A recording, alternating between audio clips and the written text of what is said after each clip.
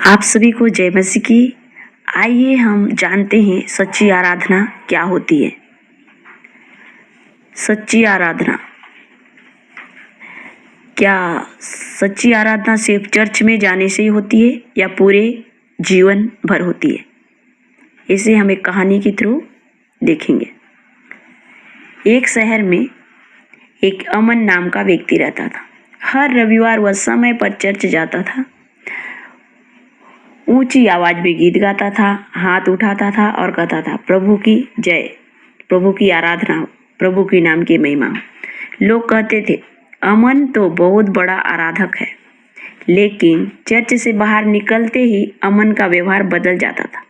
वह छोटी छोटी बातों में झूठ बोलता, लोगों से कड़वे शब्द बोलता और कहता, ये तो आम जिंदगी है, इससे क्या फर्क पड़ता है। एक दिन उसके बच्चे ने उससे पूछा, पापा आप चर्च में तो प्रेम की बातें करते हो, फिर घर में गुस्सा क्यों करते हो, क्यों झूठ बोलते हो, क्यों आपका व्यवहार में नहीं दिखता है जो आप चर्च में दिखाते हो। अमन के पास उस सवाल का कोई जवाब नहीं था। प्रिय भाइयों और बहनों, अक्सर हम भी अमन जैसे हो सकते हैं। हम सोचते हैं चर्च जाना आराधना है, गीत गाना आराधना है, हाथ उठाना आराधना है, ऊंचे स्वर से बोलना आराधना है। लेकिन बाइबल हमें बताती है कि आराधना इससे कहीं अधिक है। परमेश्वर दिल देखता है, सिर्फ बाहरी रूप नहीं। बाइबल कहती है, ये लोग ओटों से मेरा आदर करते हैं पर उनका मन मुझसे दूर है। मत्ती 15:8। हम चर्च में सब कुछ सही कर सकते हैं, लेकिन अगर हमारे दिल में झूठ, घमंड, कठोरता, भारीपन, बैर है तो वह सच्ची आराधना नहीं है। झूठ बोलना क्या आराधना हो सकता है? कई लोग कहते हैं छोटा झूठ तो चलता है, लेकिन झूठ विश्वास को तोड़ देता है और दूसरों को चोट पहुंचाता है। बाइबल कहती है, झूठे ओंठ यहोवा को घृणित है। नीति वचन 12:22। अगर हम झूठ बोलते हैं तो हम परमेश्वर की आराधना नहीं बल्कि उसका अपमान करते हैं। हमारा व्यवहार भी आराधना है।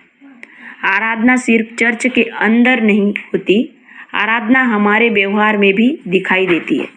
जब कोई हमें गलत बोले और हम शांति रखें, जब हमें बदला लेने का मौका मिले और हम क्षमा करें, जब कोई न देख रहा हो फिर भी हम सही करें।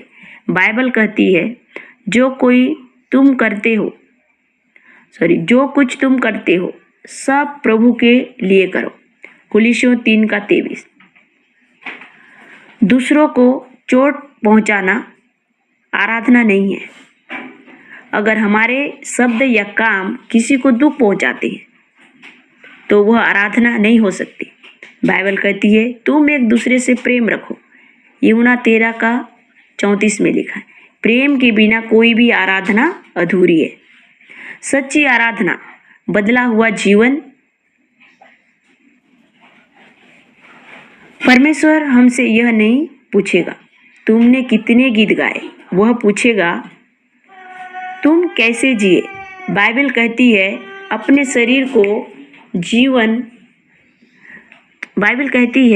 शरीर को जीवित और पवित्र बलिदान करके चढ़ाओ, यही तुम्हारी सच्ची आराधना है। रोमियो 12:1। आज हम अपने आप से पूछें, क्या मेरी आराधना सिर्फ चर्च तक सीमित है? क्या मेरा बोलना, मेरा व्यवहार, मेरा जीवन परमेश्वर को आदर देता है? याद रखें, चर्च एक जगह है लेकिन आराधना एक जीवन है। तो हमें परमेश्वर की आराधना आत्मा और सच्चाई से करनी चाहिए और हमारा व्यवहार से चाहे हम कहीं रहें, हम परमेश्वर की आराधना कर सकते हैं और हम परमेश्वर की महिमा कर सकते हैं। धन्यवाद।